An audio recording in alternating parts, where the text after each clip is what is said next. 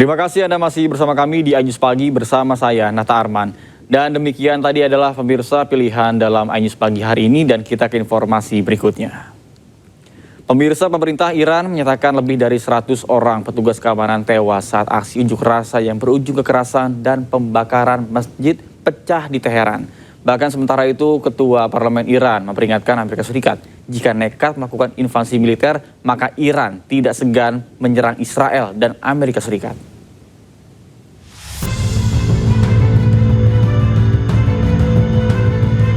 Ribuan pelayat mengiringi pemakaman anggota pasukan keamanan yang tewas di tengah gelombang protes yang melanda Iran. Prosesi pemakaman ini berlangsung di Provinsi Kermansyah, Iran Barat. Para pelayat membawa bendera Iran dan potret Ayatollah Ali Khomeini.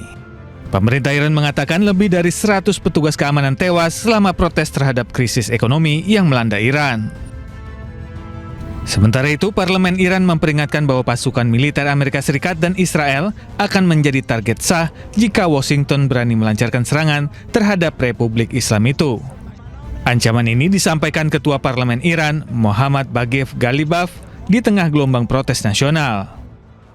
مراقب باش مشاوره هایی که به تو برای حمله به ایران میدهند از جنس مشورت هایی نباشند که گفتی مشهد سقوط کرده است لذا برای اینکه دچار خطای محاسباتی نشوی بدان که در صورت اقدام برای حمله به ایران هم سرزمین اشغالی و هم تمام مراکز و پایگاه‌های نظامی و کشتی‌های آمریکا در منطقه هدف مشروع ما خواهند بود و با این اعترافات صریحی که در قصد تجاوز نظامی به ایران کردی در چارچوب دفاع مشروع خود را محدود به واکنش پس از اقدام نمی‌دانیم و بر اساس نشانه‌های عینی تهدید اقدام خواهیم کرد لازم بود این را به شما و به همه همپیمانانت در منطقه بگویم که اشتباه محاسباتی نکنید که پشیمانی سودی نخواهد داشت. Di tengah ancaman militer Presiden Trump terhadap Iran, militer Amerika Serikat menyatakan telah bersiap untuk menyerang Iran. Sementara itu, Israel tengah mengamati situasi panas antara Amerika Serikat dan Iran. Pemirsa, aksi protes di Iran masih memanas dan mulai melakukan aksi vandalisme. Pemerintah pun bersuara agar Amerika tidak ikut campur memperkeruh suasana ketegangan di Iran.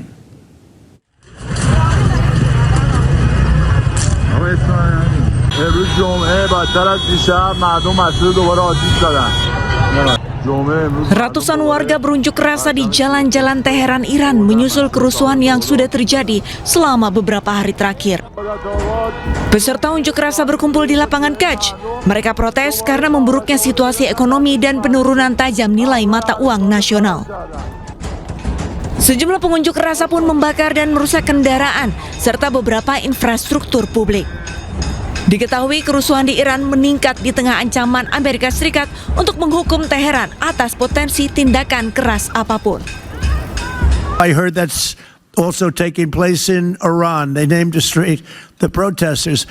I just hope, just God bless them. I just hope the protesters in Iran are going to be safe because it's a very dangerous place right now. And again, I tell the Iranian leaders, you better not start shooting because we'll start shooting too. Sementara itu, para demonstran pendukung pemerintah berkumpul di berbagai kota di seluruh Iran pada hari Jumat waktu setempat untuk menyuarakan dukungan mereka di tengah meningkatnya protes nasional. Pemimpin tertinggi Iran, Ayatollah Ali Khamenei, menegaskan bahwa Republik Iran tidak akan mentolerir apa yang disebutnya sebagai penyabotase. Dirinya juga menekankan bahwa sistem politik Iran dibangun di atas pengorbanan yang sangat besar. با خون چند صد هزار انسان شریف روی کار آمده در مقابل کسانی که تخریبگرند جمهوری اسلامی کوتاه نخواهد آمد مزدوری بیگانگان رو تحمل نمیکنه شما هر کی میخوای باش مزدور بیگانه که شدی برای بیگانه که کار کردی ملت رو مردود میدانه. Pemerintah Iran melalui Menteri Luar Negeri menyampaikan bahwa Amerika dan Israel berperan dan terlibat dalam kerusuhan yang berlangsung di Iran. Menurutnya ada upaya mengubah protes damai menjadi kekerasan. Pemerintah Amerika Serikat melancarkan serangan udara terhadap pangkalan militer ISIS di Suriah. Operasi militer ini diluncurkan usai ISIS menyerang pasukan dan penerjemah Amerika Serikat.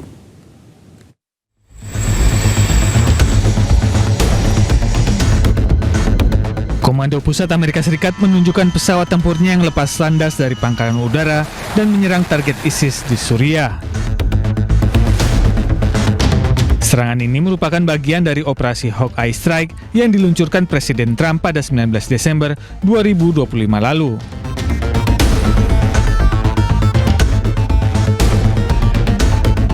Serangan AS terhadap pangkalan militer ISIS di Suriah merupakan serangan yang kedua sejak Desember 2025. Sebelumnya pasukan ISIS telah menyerang 2 pasukan Amerika Serikat dan seorang penerjemah di Palmyra, Suriah hingga tewas. Sementara perang saudara terus berkecamuk di Suriah, milisi SDF Kurdi dituduh melancarkan serangan drone ke gedung pemerintah. Sementara itu pemerintah transisi dituduh membantai etnis yang merupakan anggota Kurdi yang berada di kota Aleppo.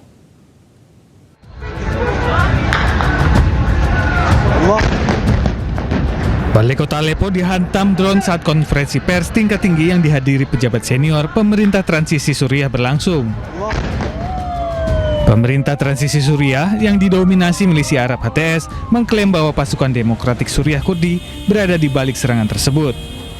Sementara itu, pasukan SDF Kurdi yang menguasai timur Suriah membantah menargetkan warga sipil atau bangunan administratif. Sebelumnya, pemerintah transisi mengevakuasi warga Kurdi dari distrik Sheikh Maksud di Aleppo. Pemerintah transisi Suriah telah menahan 300 orang pejuang Kurdi SDF dan mengevakuasi lebih dari 400 warga sipil lainnya. Sementara itu, 30 warga sipil tewas dan 150.000 lainnya melarikan diri dari kota Aleppo yang dilanda peperangan. Setelah pertempuran sengit antara pasukan SDF Kurdi dan pasukan transisi Suriah, pasukan SDF sepakat untuk mundur dari kota Aleppo. Pasukan SDF yang didukung Amerika Serikat menuduh tentara transisi Suriah yang didukung Turki membantai warga sipil Kurdi di kota Aleppo. SDF mengklaim pemerintah Damaskus melakukan pembunuhan, pembakaran, dan teror kepada etnis Kurdi di Aleppo. Sebelumnya, pemerintah transisi diketahui telah melakukan pembantaian terhadap komunitas Syiah Alawi dan kaum Druze di Suriah. Pada 10 Maret 2025, Kepala Pemerintahan Transisi Suriah Ahmed Al-Shara dan Komandan SDF Kurdi Mazlum Abdi menandatangani perjanjian yang menetapkan integritas semua lembaga sipil dan militer yang berafiliasi dengan pemerintah otonom Kurdi ke dalam negara Suriah pada akhir tahun 2025. Namun perjanjian tersebut tidak dilaksanakan oleh pemerintah transisi dan bentrokan sporadis antara pemerintah dan tentara Kurdi terus berlanjut. Pemirsa, Presiden Amerika Serikat Donald Trump memerintahkan penyusunan rencana militer untuk menginvasi Greenland menjadi wilayah kedaulatan Amerika Serikat. Bahkan langkah tersebut menyulut kemarahan Denmark yang berulang kali telah menegaskan bahwa Greenland tidak untuk dijual.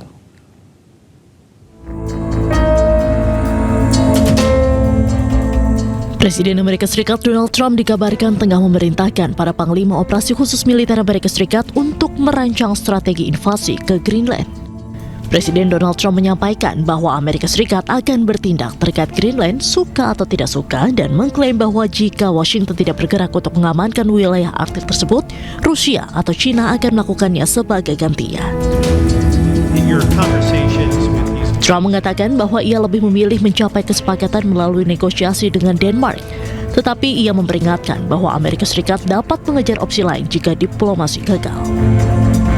But right now, we are going to do something on Greenland, whether they like it or not, because if we don't do it, Russia or China will take over Greenland, and we're not going to have Russia or China as a neighbor.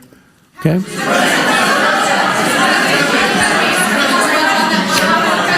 I would like to make a deal of, the easy way, but if we don't do it the easy way, we're going to do it the hard way. Langkah sepihak ini pun memicu kemarahan kerajaan Denmark.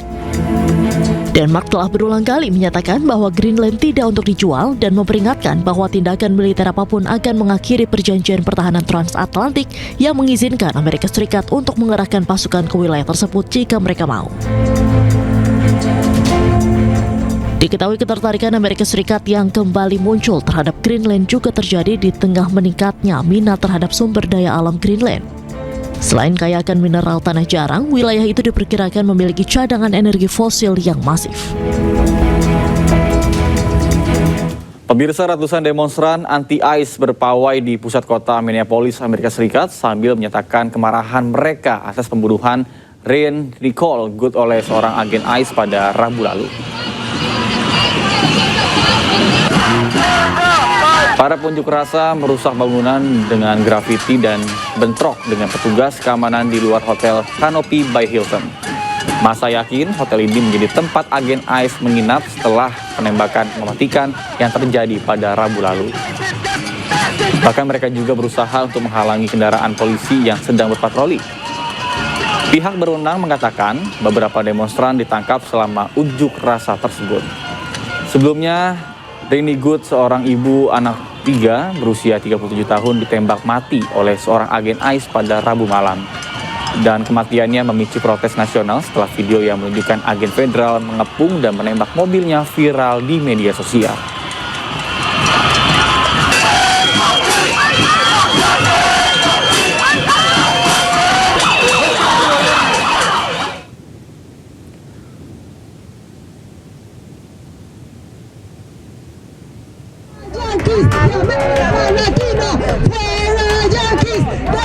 Ribuan demonstran berkumpul di dekat Menara Eiffel Paris, Prancis pada hari Sabtu sambil mengibarkan bendera Kuba dan Venezuela serta meneriakan Yankee tinggalkan Amerika Latin sebagai bentuk kemarahan atas tindakan AS terhadap Venezuela. Massa menuntut pembebasan Presiden Venezuela Nicolas Maduro dan menuntut Donald Trump menghentikan perang imperialis. Bahkan seorang anggota parlemen Prancis dari Le Front Insoumis, Jérôme Legaf, berdiri bersama demonstran, mengecam tindakan AS dan mempertanyakan sikap sejumlah negara di Eropa yang seakan tunduk pada Amerika Serikat. Donald Trump peut se permettre de faire tout ce qu'il fait aujourd'hui parce que depuis qu'il est à la Maison-Blanche, l'ensemble des autres États, et singulièrement les autres États européens, non seulement ne font rien contre tous ces agissements, mais le laissent faire et se font les soutiens et les complices de tous ces agissements. Si le Venezuela tombe, ce sera le tour de la Colombie qui tombera. Ensuite, ce sera le Brésil, le Mexique et Cuba. Parce que les autres pays, comme le Chili, l'Argentine, le Paraguay, ils se sont déjà alignés aux États-Unis. Sejumlah demonstran menilai hanya Tiongkok yang mampu menghentikan tindakan Amerika Serikat. Namun banyak pihak meragukannya sebab Tiongkok dikenal tidak ikut mencampuri urusan internal negara lain.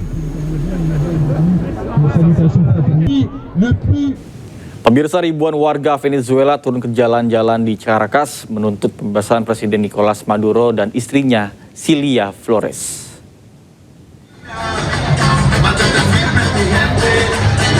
Para pengunjuk rasa mengibarkan bendera komunis dan spanduk yang mendukung Maduro dan istrinya sambil meneriakkan slogan-slogan menentang Presiden Amerika Serikat Donald Trump.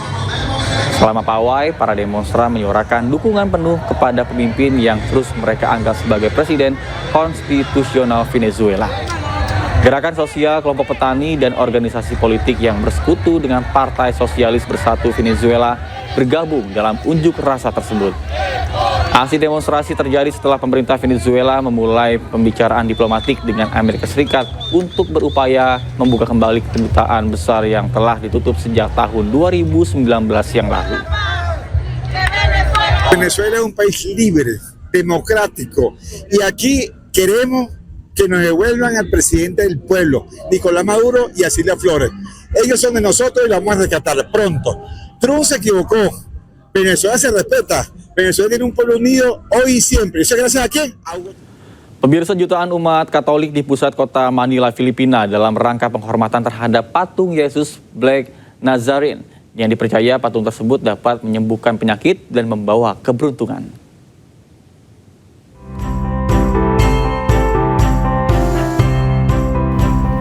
Lautan nuansa warna merah marun dan emas membanjiri jalan-jalan di Manila, Filipina ketika jutaan umat Katolik ikut serta dalam prosesi Translation tahunan untuk menghormati Nazareno Hitam, salah satu pertemuan keagamaan terbesar di dunia.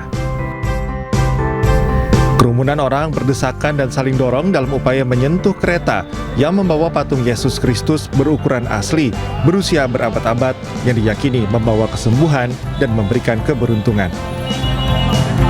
Proses berlangsung selama 30 jam 50 menit, menjadikannya translation terpanjang, memecahkan rekor sebelumnya pada tahun 2025, yakni selama 20 jam 45 menit. Namamanata po sapagkat sa araw-araw na biyayang pinagkakaloob sa akin ng Panginoon, pinapagpasalamat ko. At yung mga palaging at yung pinagdarasal ko palagi is yung matupad na maging pari ako balang araw. Patung Nazareno Hitam berasal dari Meksiko dan tiba di Filipina pada abad ke-17 selama pemerintahan kolonial Spanyol. Menurut tradisi, patung ini menjadi gelap setelah selamat dari kebakaran di atas kapal. Peneliti berpendapat, warna hitam pada patung merupakan hasil alami dari kayu maskite yang digunakan dalam proses pengukiran. Peringatan pembaptisan Yesus Kristus atau pembaptisan Al-Maktas digelar di perairan Sungai Yordan, Yordania. Dalam peringatan tersebut, para peziarah juga mendoakan perdamaian dunia.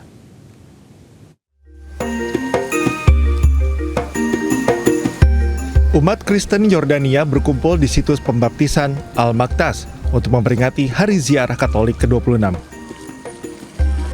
Pada momen ini, umat Katolik Yordania berdoa untuk perdamaian dan stabilitas di tengah ketegangan regional. Para peziarah berbaris menuju gereja dengan para rohaniawan yang memimpin prosesi misa.